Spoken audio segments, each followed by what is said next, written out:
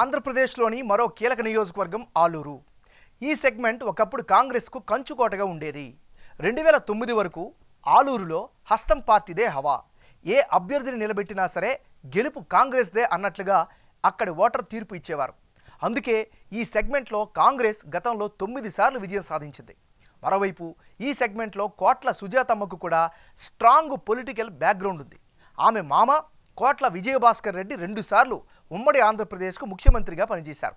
అలాగే సుజాతమ్మ భర్త కోట్ల సూర్యప్రకాష్ రెడ్డి 3 సార్లు ఎంపీగా పనిచేశారు.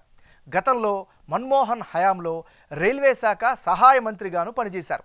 అయితే ఈ పెద్ద నేతలను ఢీకొట్టేందుకు వైసీపీ భారీ వ్యూహాలతోనే పనిచేస్తోంది. ఆలూరు సెగ్మెంట్లో 26% ఉన్న బలమైన బోయ కమ్యూనిటీకి చెందిన నాయకులనే పోటీకి దింపుతోంది.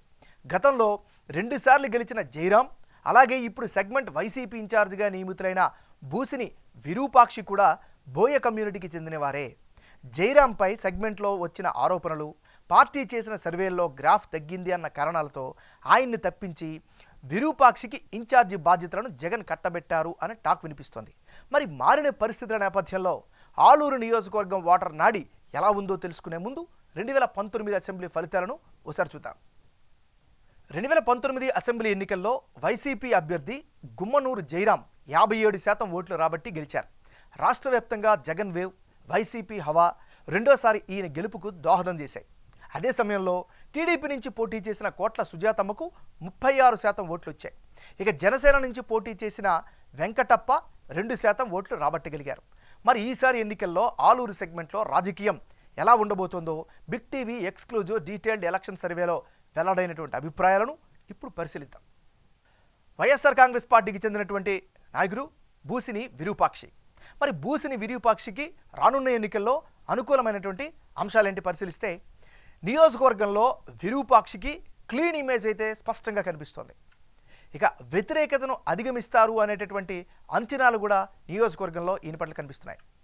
జెడ్పీటీసీగా ఉన్నప్పుడు సొంత నిధులతో అభివృద్ధి పనులు చేశారు, అది ప్రజల్లో బలంగా కనిపిస్తున్నాయి. ఇక బోయ కమ్యూనిటీ విషయానికి వస్తే వాళ్ళందరూ ఓట్లు కూడా గంపగత్తుగా ఈయనకే వస్తాయనేటటువంటి అంచనాలు కనిపిస్తున్నాయి.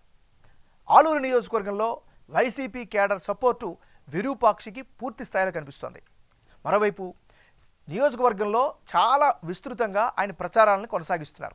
ఇవన్నీ కూడా బూసిని విరూపాక్షికి అనుకూలమైనటువంటి అంశాలు.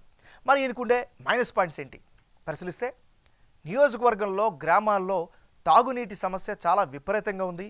ఇది ప్రధానమైనటువంటి మైనస్గా కనిపిస్తుంది. సాగునీరు కూడా లేక రైతులు చాలా ఇబ్బందులు పడుతున్నారు. ఈ వర్గం నుంచి ఇదొక వ్యతిరేకత వచ్చే ఛాన్సెస్ ఉన్నాయి. ఇక నత్తనడకన వేదావతి రిజర్వాయర్ పనులు కొనసాగుతున్నాయి. తుంగభద్ర లో లెవెల్ కెనాల్ పనులు కూడా ఆశించిన స్థాయిలో జరగడం లేదు. ఉపాధి అవకాశాలు లేక యువతలో అయితే విపరీతమైన అసంతృప్తి కనిపిస్తుంది. మరీ ముఖ్యంగా నియోజకవర్గంలో డ్రైనేజీలు కావచ్చు, రోడ్లు కావచ్చు సరిగా లేకపోవడంతో ప్రజలు అవస్థలు పడుతున్నారు. మరీ ముఖ్యంగా ప్రభుత్వ ఆసుపత్రుల్లో అయితే సరైనటువంటి సౌకర్యాలు లేవు. కొత్తగా పింఛన్ల కోసం దరఖాస్తు చేసుకున్న వారికి 2 ఏళ్లుగా రాకపోవడం కూడా ప్రధానమైన మైనస్గా చెప్పుకోవచ్చు. ఇది దీనికి సంబంధించినటువంటి ప్లస్లు మైనస్లు. తెలుగుదేశం పార్టీకి చెందినటువంటి నాయకురాలు కోట్ల సుజాతమ్మ. మరి సుజాతమ్మకు రానున్న ఎన్నికల్లో అనుకూలమైన ఫ్యాక్టర్స్ ఏంటి పరిశీలిస్తే, సుజాతమ్మకు బలమైన రాజకీయ వారసత్వమే పెట్టని కోటగా కనిపిస్తోంది. ఇక 2004లో డోన్ నుంచి ఎమ్మెల్యేగా గెలిచినారు సుజాతమ్మ. ఆ యొక్క ఎక్స్పీరియన్స్ ఈసారి కలిసి వచ్చే అంశంగా ఉంది. ఇక 2014, 2019 ఎన్నికల్లో ఓడిపోయారు. ఆ సానుభూతి ఈసారి ఖచ్చితంగా అడ్వాంటేజ్ ఫ్యాక్టర్గా కనిపిస్తోంది. మరోవైపు ఆలూరు నియోజకవర్గంలో అందరికీ తెలిసినటువంటి నాయకులుగా ఈమెకైతే మనలు దక్కుతున్నాయి. మరోవైపు గత 2 ఎన్నికల్లో ఓడిన నియోజకవర్గంలో యాక్టివ్గా ఉన్నారు. నియోజకవర్గ ప్రజలతో మమేకమవుతున్నారు.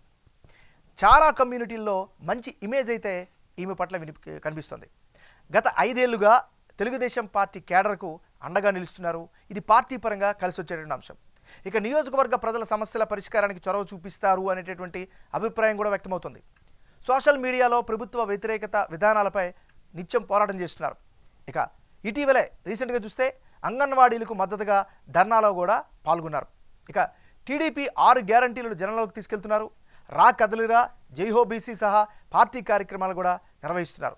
వీటన్నిటితో పాటు జనసేన నుంచి పోటీ లేకపోవడం, వారి సపోర్టు తెలుగుదేశం పార్టీకి ఉండడం సుజాతమ్మకి కలిసి వచ్చే ఫ్యాక్టర్. ఇవి మీకు సంబంధించినటువంటి గ్రౌండ్ రియాలిటీస్. రానున్న ఎన్నికల్లో ఆలూరు నియోజకవర్గంలో ఎవరెవరు బరిలో ఉంటే ఫలితాలు ఏ విధంగా వచ్చే అవకాశం ఉందో పరిశీలిద్దాం. ముందుగా ఇప్పటికిప్పుడు ఆలూరులో ఎన్నికలు జరిగితే తెలుగుదేశం పార్టీకి గెలుపు అవకాశాలు ఎక్కువగా ఉన్నాయని బిగ్ టీవీ సర్వేలో కనిపిస్తోంది.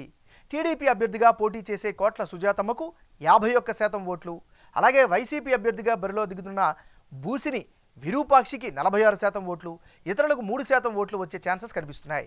ప్రభుత్వ వ్యతిరేకత, గత 2 ఎన్నికల్లో కోట్ల సుజాతమ్మ ఓడిపోవడం, కోట్ల కుటుంబానికి ఉన్న ఇమేజ్, కోట్ల సుజాతమ్మకు వ్యక్తిగతంగా జనంలో ఉన్న మంచి పేరు, 2009 నుంచి ఇక్కడ టీడీపీ గెలవకపోవడం, ఇవన్నీ గెలుపు అవకాశాలను పెంచుతున్నట్లు సర్వే ద్వారా తెలుస్తోంది.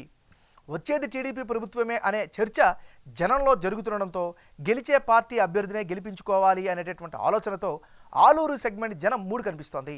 వైసీపీ ఓట్ షేరుకు కారణం అభ్యర్థి బూసిని విరూపాక్షికి సెగ్మెంట్లో మంచి పేరు ఉండడం, బోయవాల్మీకి కమ్యూనిటీ ఓట్లు వస్తాయి అనేటటువంటి అంచనాలు, విరూపాక్షి తన సొంత నిధులతో పనులు చేపట్టడం కూడా జనంలో పాజిటివ్ ఇమేజ్ని పెంచుతున్నట్లు సర్వేలో తేలింది. అదే సమయంలో వైఎస్ జగన్ సర్కార్ అమలు చేస్తున్న సంక్షేమ పథకాల లబ్ధిదారులు కూడా వైఎస్ఆర్ కాంగ్రెస్ వైపు చూస్తున్నారు.